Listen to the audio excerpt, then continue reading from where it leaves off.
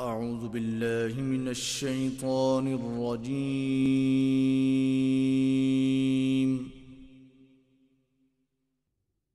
بسم الله الرحمن الرحيم.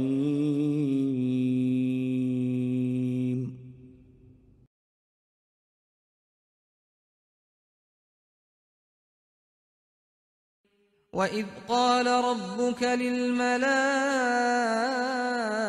إِنِّي جَاعِلٌ فِي الْأَرْضِ خَلِيفَةً قَالُوا أَتَجْعَلُ فِيهَا مَن يُفْسِدُ فِيهَا وَيَسْفِكُ الدِّمَاءَ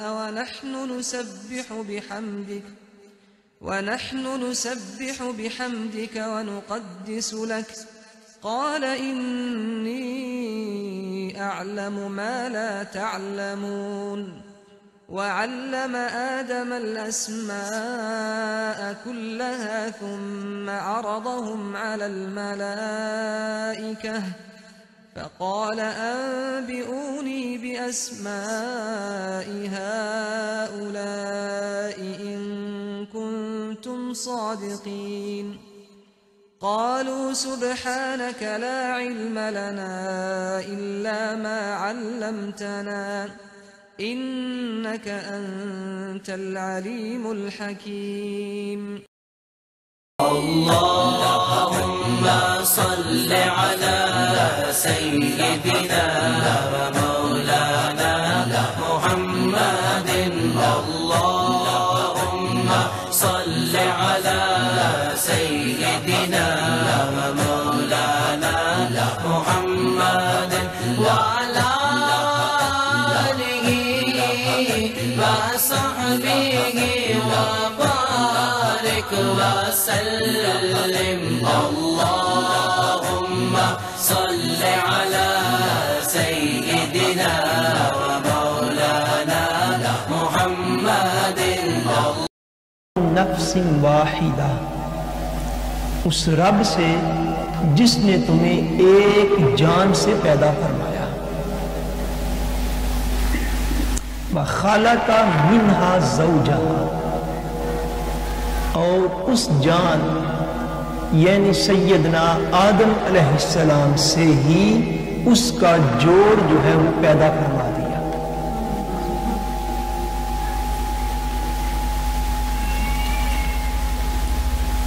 یعنی جناب سیدنا آدم علیہ السلام سے جب دوسرے انسان کو پیدا کیا گیا، یعنی حضرت سیدہ حوا علیہ السلام، حضرت مائی حوا کو جب پیدا کیا گیا تو حضرت حوا کو جناب سیدنا آدم علیہ السلام سے پیدا کیا گیا. حضرت سیدہ حوا علیہ السلام کی تخلیق جو ہے یا ان کی خلقت جو ہے وہ اس طرز پہ نہیں ہوئی جس طرز پہ جناب سیدنا آدم علیہ السلام کی ہوئی تھی، بلکہ روایات میں آتا ہے جامع البیان کے اندر یہ روایت موجود ہے. حضرت سیدنا عبداللہ بن مسعود رضی اللہ تعالیٰ عنہ اور دیگر صحابہ کرام نے اس کو روایت فرمایا ہے کہ ایک دن جنت میں سیدنا آدم علیہ السلام سو رہے تھے، کیونکہ سوئے ہوئے ان کی بائیں سائیڈ جو ہے، لیفٹ سائیڈ جو ہے ان کی لیفٹ سائیڈ کی پسلی سے حضرت سیدہ حوا کو پیدا کیا گیا.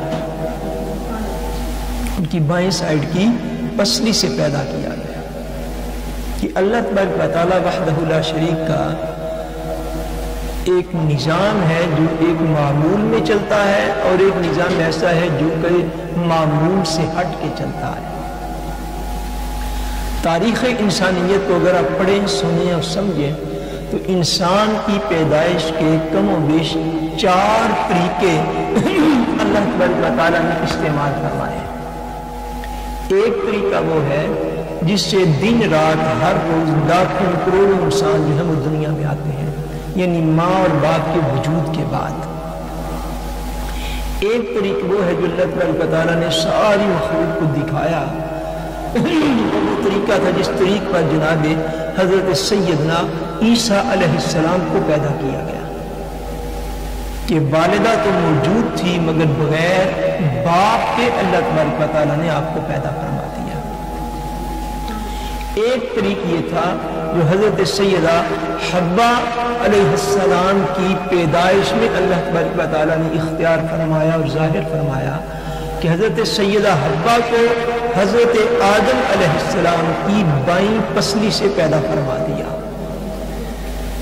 اور واحد حضرت سیدنا آدم علیہ السلام ایسے تھے کہ جن کو براہ راست اللہ تبارک و تعالیٰ نے اپنے دست قدرت سے پیدا فرمایا تھا۔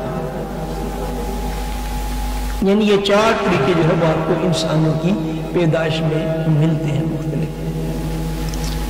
پر حضرت سیدہ حوا علیہ السلام کو جب پیدا کیا گیا تو حضرت آدم اس وقت سو رہے تھے، اور جب آپ کی لیفٹ سائڈ سے بائیں سائڈ سے پسلی کو ملائکہ نے کھولا، نکالا، اس سے حضرت حوا کو بنایا، اس سارے پروسیس کی حضرت آدم کو نہ تو درد ہوئی نہ ہی خبر ہوئی۔ جب آپ اٹھے اپنی اس نیند سے جس میں آپ سو رہے تھے، جب آپ اٹھے تو اس وقت آپ کے پاس حضرت سیدہ حوا علیہ السلام جو ہے وہ بیٹھی ہوئی تھی۔ ان کو آپ نے پوچھا، آپ نے پوچھا کہ آپ کون ہیں؟ انہوں نے جو جواب دیا وہ روایات کے اندر بھی مذکور ہے، اور قرآن مجید فرقان حمید میں بھی اس کی طرف اشارہ جو ہے وہ کیا گیا ہے۔ پہلے میں آیت پاک پڑھ دیتا ہوں تاکہ اس بات کو جو ہے وہ قرآن مجید کی روشنی میں سمجھا جا سکے۔ سورہ الاعراف کے اندر ہے، اللہ تبارک و تعالیٰ ارشاد فرماتے ہیں آیت 189 کے اندر، فرمایا هو الذی خلقکم من نفس واحدہ، وہی اللہ ہے جس نے پیدا کیا تم سب کو ایک جان سے۔ یہ لاکھوں کروڑوں انسان جو ہے یہ پیدا کہاں سے کیے گئے؟ بولیے، ایک جان سے۔ فرمایا نفس واحدہ، ہم نے ایک ہی جان یعنی مراد حضرت سیدنا آدم علیہ السلام سے ہم نے انسانیت کو آگے بڑھا دیا۔ وَجَعَلَ مِنْهَا زَوْجَهَا، اور اسی سے، اسی ایک جان سے ہم اس کا جوڑ یعنی اس کی بیوی کو پیدا فرما دیا۔ کیوں پیدا فرمایا؟ آگے مقصد جو تھا اس کو بھی بیان فرما دیا۔ فرمایا لِيَسْكُنَ إِلَيْهَا، تاکہ حضرت آدم جو ہے وہ اس سے سکون حاصل کر سکے۔ فرمایا پاک ہے وہ ذات جس نے تم سب کو ایک جان سے پیدا کیا، وَجَعَلَ مِنْهَا زَوْجَهَا، اور اسی جان سے تمہارے جوڑ پیدا کر دیے، لِيَسْكُنَ إِلَيْهَا، اس لیے پیدا کیے تاکہ وہ اس سے سکون حاصل کر سکے۔ اسی مضمون کو اللہ تبارک و تعالیٰ وحدہ لا شریک نے سورہ الروم کے اندر بھی ایک مقام پر بیان فرمایا ہے، اور یہ اس کی آیت نمبر 21 ہے۔ فرمایا وَمِنْ آیَاتِهِ، اور یہ اللہ تبارک و تعالیٰ کی نشانیوں میں سے ہے، ان خلقکم من انفسکم، کہ اللہ تبارک و تعالیٰ نے تمہارے لیے تمہیں میں سے ازواجن جوڑے پیدا کر دیے، لِتَسْكُنُوا إِلَيْهَا، تاکہ وہ جوڑے ایک دوسرے سے سکون پا سکیں۔ وَجَعَلَ بَيْنَكُمْ مَوَدَّةً وَرَحْمَةً، اور یہ بھی اس کی نشانیوں میں سے ایک نشانی ہے کہ اس نے تمہارے اندر محبت اور رحمت کو پیدا فرما دیا۔ إِنَّ فِي ذَلِكَ لَآيَاتٍ لِقَوْمٍ يَتَفَكَّرُونَ، فرمایا ہماری اس نظام تخلیق میں سوچنے والوں کے لیے، سمجھنے والوں کے لیے، غور و فکر کرنے والوں کے لیے بڑی نشانیاں ہیں اس میں۔ اب آپ اس روایت کی طرف آ جائیں جو روایت کتب کے اندر موجود ہے، وہ بھی قرآن مجید فرقان حمید کی یہ جو آیات ہیں ان کے فیوزات میں اس روایت کو بھی آپ ذرا سنیں کہ حضرت آدم علیہ السلام نے جب پوچھا حضرت سیدہ حوا علیہ السلام سے، فرمایا کہ تمہیں کیوں پیدا کیا گیا ہے؟ کیا پوچھا تمہیں؟ سارے بولیے کیا پوچھا تمہیں؟ جب میں بلواتا ہوں تو اس میں خاص مقصد ہوتا ہے تاکہ بات آپ کے ذہن نشین ہو جائے۔ کیا پشم تھا حضرت آدم کا، تمہیں کیوں پیدا کیا ہے؟ حضرت حوا نے جواب دیا، انہیں کہا مجھے اس لیے پیدا کیا گیا ہے کہ تاکہ آپ مجھ سے سکون حاصل کر سکیں۔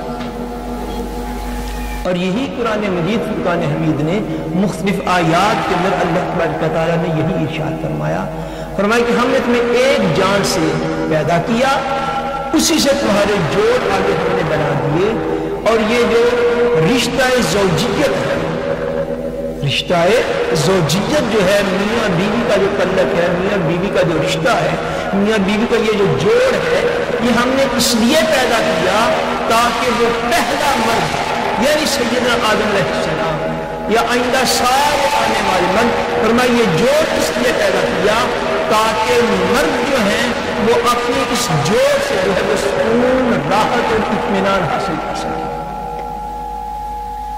سو خاندانی زندگی کو سنوارنے کا جو پہلا قرآنی نقطہ اور پہلا قرآنی پیغام آج کے اس درس پاک میں ہے وہ یہ ہے کہ ہر اس عورت کو جو کہ اس عظیم مرحلے تک جا پہنچی اللہ تبارک و تعالیٰ کے کرم سے کہ وہ ایک بیٹی سے بڑی ہو کر، ایک بہن سے بڑی ہو کر جو کسی کی وائف بن گئی، اب اس کا جو ہے اپنا کردار اور لیول اس کو قرآن و حدیث کی روشنی میں طے کرنا ہے۔ اگر تو اپنے خیالات کی روشنی میں طے کرنا ہے تو پھر قرآن کا رستہ الگ ہے، تو ہمارے خیالات کا رستہ الگ ہے۔ اپنی ذمہ داری کو، اپنے اس عظیم فریضے کو اگر قرآن و حدیث کی روشنی میں سمجھنا ہے تو اس کا مختصر بیان یہ ہے کہ اللہ تبارک و تعالیٰ نے یہ جو جوڑ پیدا فرما دیے، یہ جو جوڑے جوڑے لوگوں کو بنا دیا، یہ جو انسانوں کو میاں بیوی کی شکل کے اندر دنیا میں آباد فرمایا، اس کا ریزن، سبب اور حکمت اس کی یہ ہے تاکہ یہ جوڑے ایک دوسرے سے اطمینان حاصل کریں، سکون حاصل کریں، راحت حاصل کریں، پیار اور محبت، اور حتیٰ کہ قرآن مجید نے مبدت کا لفظ استعمال کرنا ہے، وہ مبدت حاصل کر سکیں، وہ رحمت حاصل کر سکیں۔ بلا شبہ یہ ہے تو دو طرفہ ذمہ داری، یعنی خامند کی بھی ذمہ داری ہے اور بیوی کی بھی ذمہ داری ہے، مگر قرآن مجید نے جس طرف نسبت کی ہے، جس طرف اسناد کیا ہے، یا جو روایات ہمیں بتاتی ہیں کہ حضرت حوا کو اس لیے پیدا کیا گیا تاکہ حضرت آدم اس سے سکون پا سکیں۔ سو پہلی ڈیوٹی آپ یوں سمجھ لیں کہ گھر کے اس ماحول کے اندر، گھر کی چھوٹی ساری سلطنت کے اندر پیار کی، محبت کی، اطمینان کی، کہ خامن جو ہے، شوہر جو ہے وہ اپنی بیوی سے خوش ہو، یہ پہلی ذمہ داری قرآن و حدیث کی روشنی میں اس بیوی کی بنتی ہے، اس عظیم عورت کی بنتی ہے جو اس گھر کی مالکن ہے۔ یہ اس کی شرعی، اخلاقی، قومی یہ ذمہ داری ہے، یہ اس کی ذمہ داری کا تعین ہے، یہ اس کا بیان ہے تاکہ اس کا خامن اس سے خوش ہو، مجھ سے سکون پائے، مجھ سے اطمینان پائے۔ سو اگر ہمارے ہاں تو یعنی بڑے سارے دروازے آگے کھلے ہوتے ہیں نا، اگر کسی گھر کے اندر، یہ بات یاد رکھیے گا، اگر کسی گھر میں اطمینان نہیں ہے، میاں بیوی کے باہمی ریلیشن جو ان میں سکون نہیں ہے، راحت نہیں ہے، محبت اور مبدت نہیں ہے، تو آپ سب سے پہلی بات یہ سمجھیں آج قرآن و حدیث کی روشنی میں کہ پھر وہ گھر جو ہے اس کا سیٹ اپ اور اس کی بنیاد جو ہے وہ سمجھنے کے قرآن و حدیث کے مطابق نہیں ہے۔ باقی ہم باتیں جتنی مرضی کرتے بھی رہیں، سسرال کو سنائیں یا میکے کو سنائیں، نندوں کو سنائیں یا بھابیوں کو سنائیں، یہ دنیا داری کی ساری بات ہے، لیکن آپ اتنا تو کم سے کم سمجھیں تاکہ کم سے کم ہمارا یہاں پہ آنے کا کچھ تو مقصد پورا ہو، کہ جس میاں بیوی کے اندر آپس میں پیار نہیں ہے، محبت نہیں ہے، یا وہ بیوی اپنے خامد کے لیے باعث اطمینان نہیں ہے، باعث محبت و مبدت و رحمت نہیں ہے، اگر نہیں ہے تو سمجھے کہ ہمارے گھر کی جو بیس ہے، جو اس کی بنیاد ہے، وہ بنیاد قرآن و حدیث کے مطابق نہیں، پھر اس کو جتنی جلدی ہو سکے سنوار دینا چاہتے ہیں۔ اتنی بات آپ لوگ سمجھیے، یعنی ہمارا قرآنی فریضہ بنتا ہے اگر مسلمان، اگر ہم اس کتاب کو اللہ کی کتاب مانے ہوئے ہیں تو ہمارا یہ فریضہ ہے کہ ہم میں سے جو ہمارے گھر کی بیویاں ہیں، عورتیں ہیں، اگر کوئی پلس مائنس گھر کے اندر ہے تو یہ ان کی اخلاقی ڈیوٹی ہے کہ وہ اس گھر کے ماحول کو ایسے بنا دیں جیسے جنت میں حضرت آدم و حوا کا ماحول ہے۔ آپ نے سنا نہیں کہتے کہ اپنا گھر اپنی، بولیے اپنا گھر اپنی، انہی معنی میں کہا جاتا ہے کہ اپنا گھر اپنی جنت میں کیسے جو سکون و راحت و اطمینان حضرت حوا کی محض پیدائش سے حضرت آدم کو قدرت نے عطا فرمایا، اس اطمینان کی کوئی نہ کوئی جھلک جو ہے وہ ہمارے گھروں میں ہونی چاہیے، پھر اپنا گھر اپنی جنت میں ہوتا ہے۔ تو اگر ایسا اطمینان نہیں اور لڑائیاں ہیں اور جھگڑے ہیں اور فتنے ہیں، فساد ہے، آپ کو آج جو مرضی ہے آپ کے گھر میں بادشاہ لوگ ہوتے ہیں، جب گھر میں کوئی لڑائی ہوئی فوری طور پر جادو کا ڈال دیا، یہ بھی ہمارے بزرگوں نے جادو کر دیا۔ اپنی عقل کی سلامتی نہیں دیکھنی کہ ہم خود کیا کر رہے ہیں یہاں پہ، یہ جادو ہو گیا، یہ ٹونا ہو گیا، یہ فلاں ہو گیا، یا یہ فلاں، سارے پنجاب میں پھر کے تعویذ اکٹھے کر لیے اور گھر ویسے کا ویسے ہی چلتا ہے۔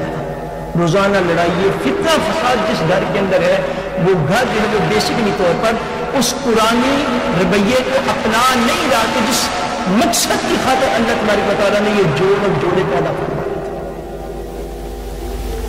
پر اللہ تبارک و تعالیٰ وحدہ لا شریک نے حضرت حوا علیہ السلام کو بنایا اور ساتھ حکم کا ارشاد فرمایا یا آدم اسکن، یہ سورہ الاعراف ہے، فرمایا وَيَا آدَمُ اسْكُنْ أَنْتَ وَزَوْجُكَ الْجَنَّةَ فَكُلَا مِنْ حَيْثُ شِئْتُمَا وَلَا تَقْرَبَا هَٰذِهِ الشَّجَرَةَ فَتَكُونَ مِنَ الظَّالِمِينَ۔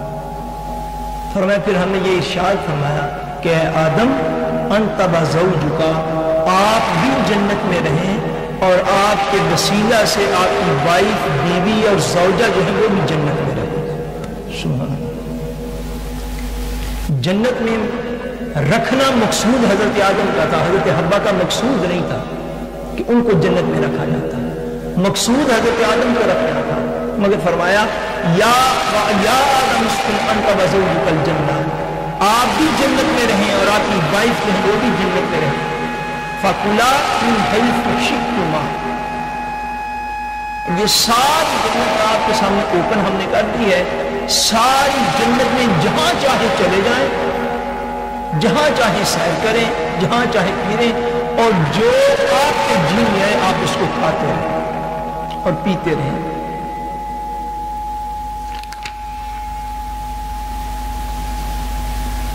اللہ تبارک و تعالیٰ نے ایک اور مقام پر بھی اس کو بیان فرمایا ہے جس میں جنت کا جو ہے وہ بھی تھوڑا ذکر جو ہے وہ موجود ہے کہ اللہ تبارک و تعالیٰ نے جب یہ ارشاد فرمایا کہ آپ لوگ جو ہیں وہ جنت میں کھائیں اور پئیں، اس میں ایسا بیان ہے کہ اللہ تبارک و تعالیٰ نے فرمایا کہ آپ جنت میں کھائیں پئیں، نہ تو آپ کو یہاں پہ دھوپ لگے گی اور نہ ہی کوئی آپ کو فشٹیرے کرنے والا ہوگا، نہ آپ کو کسی قسم کی کوئی پرابلم ہوگی، آپ جنت میں جہاں چاہے رہیں، مگر ایک کام کریں وہ کیا؟ فرمایا بَلَا تَقْرَبَا هَٰذِهِ الشَّجَرَةَ، یہ ایک درخت ہے، بس اس کو کھانے کے قریب نہ جائیں، اس کو کھانے کے قریب نہ جائیں، فَتَكُونَ مِنَ الظَّالِمِينَ، اگر آپ اس کو کھانے کے قریب چلے گئے، یعنی اگر آپ نے اس کو کھا لیا تو پھر آپ حد سے زیادہ بڑھنے والوں سے ہو جائیں گے۔ اب حضرت سیدنا آدم علیہ السلام نے اور حضرت سیدہ حوا علیہ السلام نے جنت میں رہنا شروع کر دیا۔ اللہ تعالیٰ ہی بہتر جانتا ہے وہ کتنے دن رہے، کتنے ہفتے رہے یا کتنے سال رہے، اس مدت کو اللہ کے مطلب بہتر جانتا ہے، مگر جب جنت میں رہے اور شیطان کو وہاں سے نکال دیا گیا تھا تو شیطان جو ہے وہ حضرت آدم علیہ السلام سے اس انسلٹ کی بنا پر اور اس لعنت کی بنا پر جو اللہ تبارک و تعالیٰ نے اس پہ ڈالی، وہ شدید حسد کے اندر مبتلا ہو گیا اور آدم علیہ السلام سے وہ جو ہے اپنا بدلہ جو ہے وہ کسی طرح چکانا چاہا۔ اب شیطان نے کیا کیا؟ شیطان نے، ابلیس نے کسی نہ کسی طریقے پر حضرت سیدنا آدم علیہ السلام کی بارگاہ میں جا پہنچا اور اللہ کی کیا فرماتے کہ کیا کیا اس نے؟ فَوَسْوَسَ لَهُمُ الشَّيْطَانُ لِيُبْدِيَ لَهُمَا مَا وُرِيَ عَنْهُمَا مِنْ سَوْآتِهِمَا، شیطان جو ہے اس نے حضرت آدم اور حضرت حوا علیہ السلام ان کے دلوں میں وسوسہ ڈالا. ان کے دلوں میں کیا کیا؟ بولیے کیا کیا؟ وسوسہ ڈالا، شیطانی خیال ڈالا. اور شیطان آج بھی جو ہے وہ لوگوں سے عمل کروانے پہ قادر نہیں ہے، یاد رکھیے. شیطان کسی سے برا عمل کروا نہیں سکتا، ہاں برائی کا وسوسہ اور خیال جو ہے وہ دلوں میں ڈال سکتا ہے.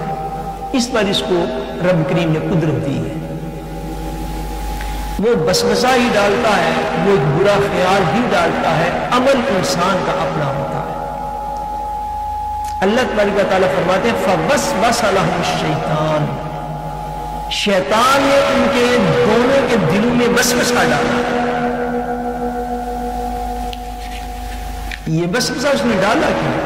لِيُبْدِيَ، تاکہ وہ لَهُمَا مَا يَعْجُمَ مِنْ سَوْآتِهِمَا، تاکہ ان کی وہ جو شرمگاہیں ان کی نظروں سے پوشیدہ تھی وہ ان پر ظاہر کرے. یہ اس کا مقصد تھا. اب وہ وسوسہ ڈالنے کے لیے جب آپ کے پاس آئے تو کیا کہتا ہے؟ وَقَالَ مَا نَهَاكُمَا رَبُّكُمَا عَنْ هَٰذِهِ الشَّجَرَةِ إِلَّا أَن تَكُونَ مَلَكَيْنِ أَوْ تَكُونَ مِنَ الْخَالِدِينَ. اب آپ کی بارگاہ میں وہ جو وسوسہ لے کر حاضر ہوا، یہ بات سمجھ لینا. آدم علیہ السلام کی بارگاہ میں حاضر ہوا اور آ کے کہتا ہے کیا آپ کو پتا ہے کہ آپ کے رب نے اس درخت کے پاس جانے سے آپ کو منع کیوں کیا؟ آپ نے فرمایا کیوں منع کیا ہے؟ کہتا ہے اس لیے منع کیا ہے اِلَّا أَن تَكُونَ مَلَكَيْنِ، اس لیے منع کیا ہے کہ کہیں اگر آپ اس درخت سے کھا لیں گے تو آپ کو فرشتے ہو جائیں گے. کیا ہو جائیں گے آپ؟ بولیے کیا ہو جائیں گے؟ آپ تو فرشتے بن جائیں گے. آپ کو تو اس نے اس لیے منع کیا. او تکون من الخالدین، یا کہتے ہیں یا تو اللہ تعالیٰ نے آپ کو معاذ اس لیے منع کیا ہے کہ کہیں آپ اگر اس درخت سے کھا لیں گے تو آپ انسان سے فرشتے ہو جائیں گے.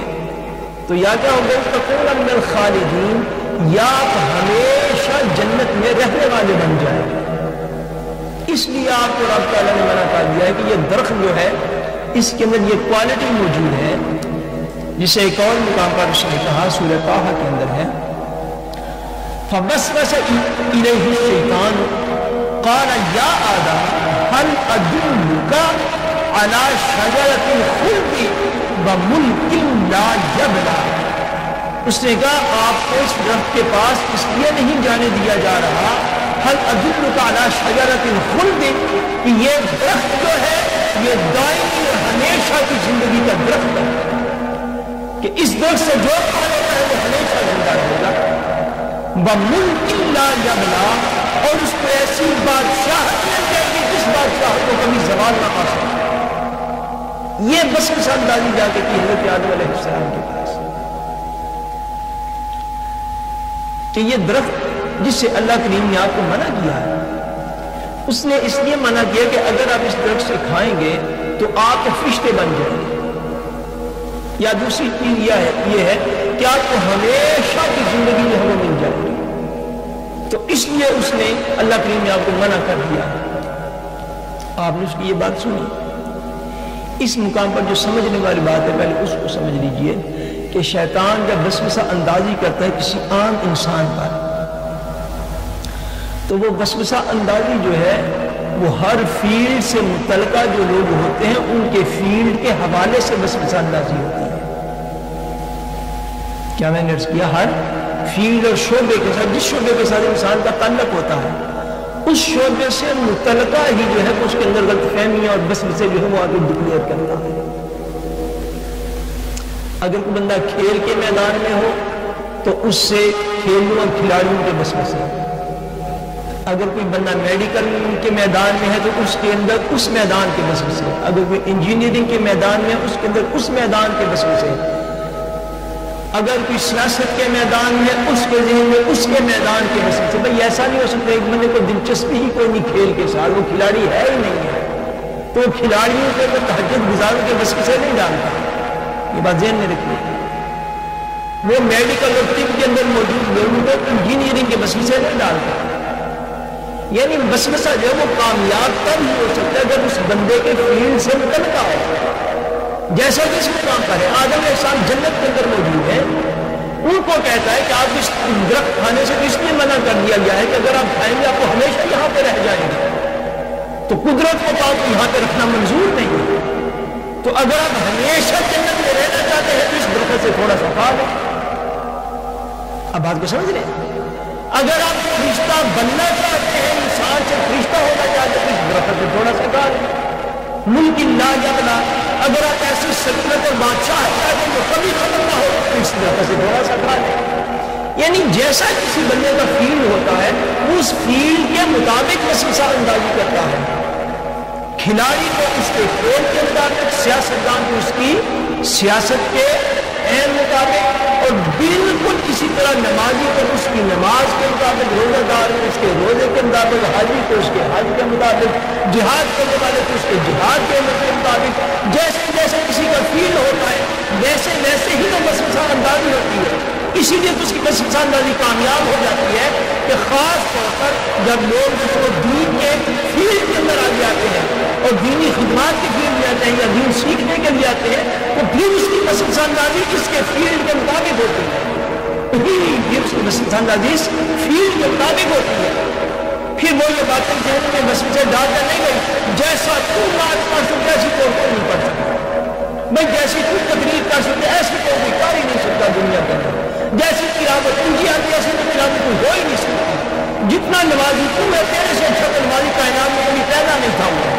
جتنے روزے تو نے رکھے، جتنی تسبیحات تو نے پڑھی، جتنے درود تو نے پڑھ رکھا ہے، بھائی اتنا نیک دنیا میں ہونا ہی کوئی.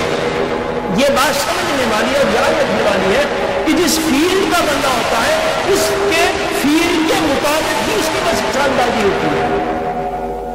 کیا میں نے اس کے فیلڈ کے مطابق اس کی وسوسہ اندازی ہوتی ہے. جو خرچ کرنے والے اس کو کہے گا بابا جتنا تو نے خرچ کر دیا آج کل اتنا کسی نے خرچ ہی نہیں کبھی کیا، تاکہ وہ بندہ مطمئن ہو کر نیکی میں آگے بڑھ نہیں سکے. سو جیسا کسی کا فیلڈ اور شعبہ ہوتا ہے ویسے ہی اس کی وسوسہ اندازی ہوتی ہے. اس نے جناب سیدنا آدم علیہ السلام پر بھی وسوسہ اندازی کی. قرآن مجید فرماتا ہے کہ کہاں تک اسے وسوسہ اندازی کی. سورہ الاعراف کے اندر کہتے ہیں حضرت آدم علیہ السلام کو وَقَاسَمَهُمَا إِنِّي لَكُمَا لَمِنَ النَّاصِحِينَ. وسوسہ اندازی اس نے کی. ساتھ اس نے کیا کہا؟ اس نے حضرت آدم علیہ السلام کے سامنے اللہ کی قسم اٹھائی. وَقَاسَمَهُمَا إِنِّي لَكُمَا لَمِنَ النَّاصِحِينَ. اسے کہا میں قسم کھا کے کہتا ہوں کہ میں تم دونوں کا خیر خواہ ہوں. میں تم دونوں کا کیا ہوں؟ بولیے تم دونوں کا کیا ہوں؟ خیر خواہ. اس نے قسم کھا. مفسرین نے لکھے اس مقام پر کہ آدم علیہ السلام کہ کبھی آپ اس کے وسوسے کا ظاہری طور پر شکار کیسے ہوئے کہ آدم علیہ السلام نے کبھی ایسا خیال بھی نہ کیا تھا کہ اللہ کی مخلوق میں سے کوئی ایسا بھی ہو سکتا ہے جو اللہ کی جھوٹی قسم کھا سکتا ہے. اس نے قسم اٹھا دی. بھائی جب دنیا کے اندر معاملات ہیں دین نے یہ باقاعدہ تعلیمات میں جب آپ کو کوئی معاملہ بعض اوقات سیٹل نہیں ہو رہا تو بات قسم پہ چلی جاتی ہے کہ لوگ کہتے ہیں بھائی تم قسم کھا لو گے، تم نے قسم کھا لی تو ہم مان جائیں گے. یعنی قسم تاکید کے لیے ہوتی ہے اور بات کو منوانے کے لیے ہوتی ہے کہ میں سچی بات کر رہا ہوں. اس نے سیدنا آدم علیہ السلام کے سامنے قسم اٹھا دی. وَقَاسَمَهُمَا إِنِّي لَكُمَا لَمِنَ النَّاصِحِينَ. اس نے کہا کہ مجھے قسم ہے، قسم کھا کے کہتا ہوں کہ میں تم دونوں کی خیر خواہی کے لیے کہہ رہا ہوں. اگر تم اس درخت سے کھا لو گے تو تم یا تو فرشتے بن جاؤ گے یا ہمیشہ کے لیے یہاں پہ رہو. جب اس نے اس بات پہ قسم کھا لی تو اللہ تبارک و تعالیٰ ارشاد فرماتے ہیں فَدَلَّاهُمَا بِغُرُورٍ. پس وہ فریب کے ذریعے دونوں کو حضرت آدم اور حضرت حوا کو اپنے فریب میں اتار لیا. فَلَمَّا ذَاقَ الشَّجَرَةَ بَدَتْ لَهُمَا سَوْآتُهُمَا وَطَفِقَ يَخْصِفَانِ عَلَيْهِمَا مِنْ وَرَقِ الْجَنَّةِ.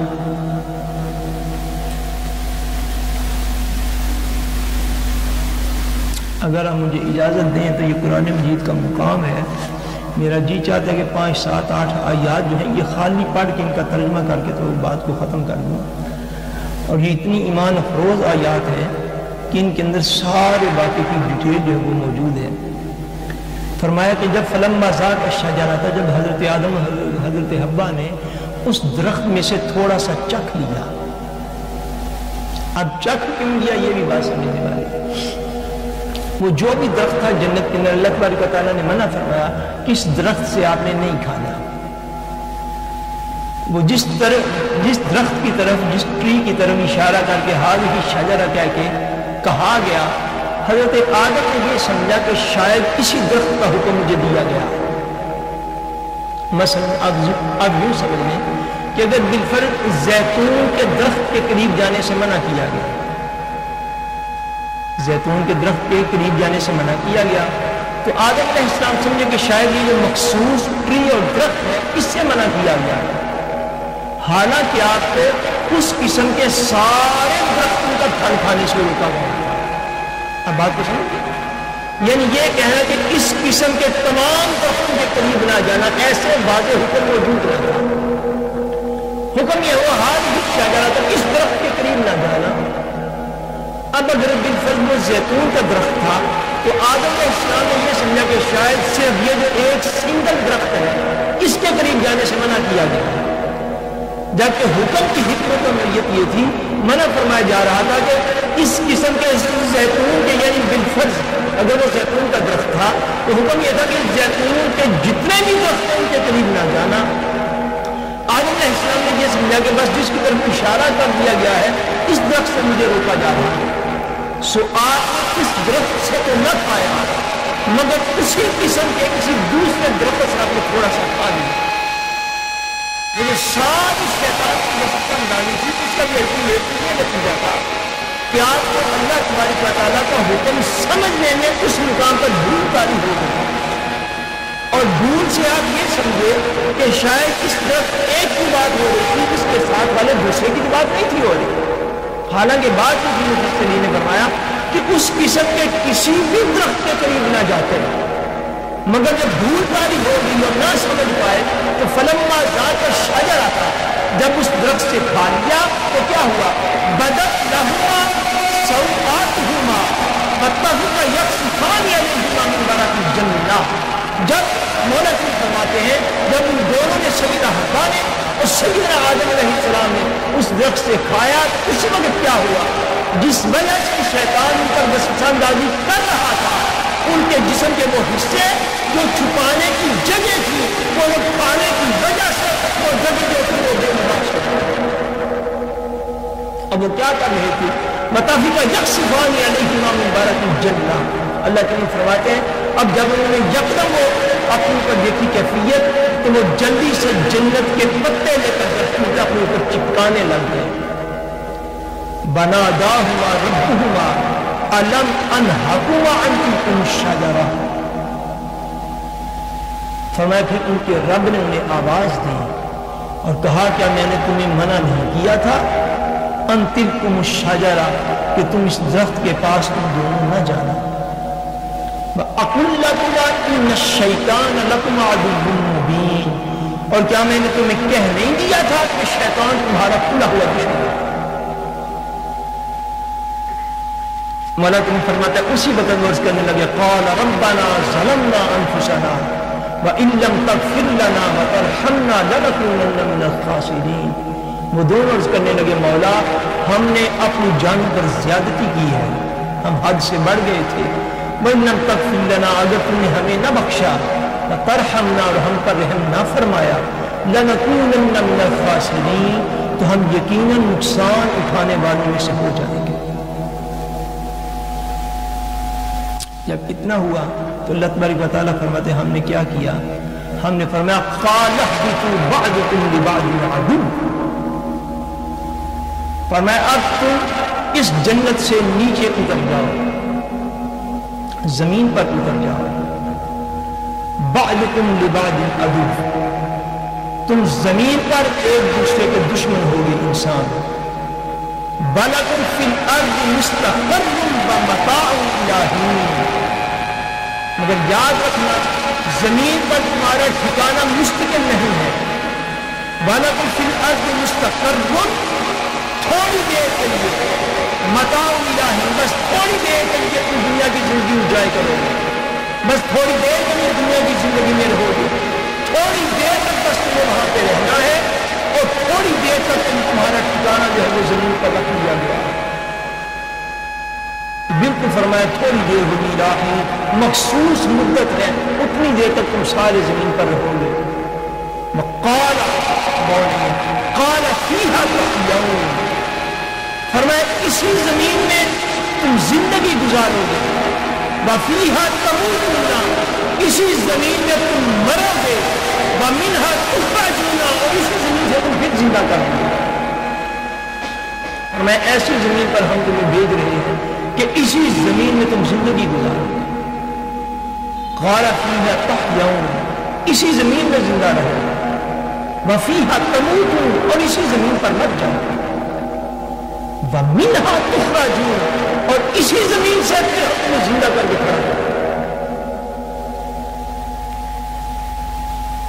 سو اللہ تبارک و تعالیٰ وحدہ لا شریک نے حضرت سیدنا آدم کو اور حضرت سیدہ حوا علیہ السلام کو زمین کے دو مختلف حصوں میں اتار دیا. آسمانوں سے زمین پر، جنت سے زمین پر ان کو اتار دیا. اور مفسرین نے بیان فرمایا ہے کہ حضرت آدم علیہ السلام کو اللہ تبارک و تعالیٰ نے انڈیا میں، ہندوستان کے کسی علاقے میں اتار دیا، اور حضرت مئی حوا علیہ السلام کو اللہ تبارک و تعالیٰ نے جدہ کے قریب کسی علاقے میں اتار دیا. بلکہ جدہ یہ جو شہر ہے اس کا اصل نام جدہ ہے. اصل نام اس کا کیا ہے؟ جدہ ہے. اور جدہ جو ہے وہ عربی میں ویسے دادی کو کہتے ہیں، وہ جدہ سے جدہ ہو گیا. اور مفسرین نے یہ لکھا ہے کہ حضرت آدم کو مختلف جگہ پہ اتارا گیا، حضرت مئی حوا علیہ السلام کو مختلف جگہ پہ اتارا گیا. اور یوں اللہ تبارک و تعالیٰ نے سیدنا آدم علیہ السلام کو جنت سے زمین پر اتار دیا. وہ ایک درخت کا ذائقہ چکھنے کی بنا پر، جو اللہ تبارک و تعالیٰ فرماتے ہیں سورہ طٰہٰ میں ایک مقام پر ہے، فرمایا فناسیہ، ہمارا آدم جو تھا وہ بھول گیا تھا، ہمارا آدم جو ہے وہ بھول گیا تھا. وَلَمْ نَجِدْ لَهُ عَزْمًا، ہم نے آدم کے دل میں اپنی نافرمانی کا کوئی ارادہ نہیں پایا، اپنی نافرمانی کا کوئی ارادہ نہیں پایا. سو انبیاء کرام سے اس قسم کے جو واقعات ظاہر ہوتے ہیں، اس وہ واقعات ظاہر ہونے کے باوجود وہ یاد رکھیے گا وہ گناہ نہیں ہوتے، وہ گناہ نہیں ہوتے، وہ بھول ہوتے ہیں. وہ کیا ہوتی ہے؟ بھول ہوتی ہے. گناہ وہ ہوتا ہے جو بندہ ارادتاً، قصداً اور نیتاً علم کے باوجود کر لیتا ہے. مگر فرمایا اللہ کے نے خود فرما دیا، فرمایا فناسیہ، حضرت آدم بھول گئے تھے. وَلَمْ نَجِدْ لَهُ عَزْمًا، اور حضرت آدم کے من میں ہم نے کوئی برائی کا ارادہ نہیں پایا. اس لیے انبیاء کرام کے اسلام کے جتنے بھی واقعات قرآن مجید میں موجود ہیں اس کو کہتے ہیں کہ انبیاء کرام بھول گئے تھے، چونکہ انبیاء کرام معصوم ہیں اور گناہوں سے پاک ہیں. اللہ تبارک و تعالی ہم سب کا خاتمہ بالایمان فرمائے. وما علینا الا البلاغ.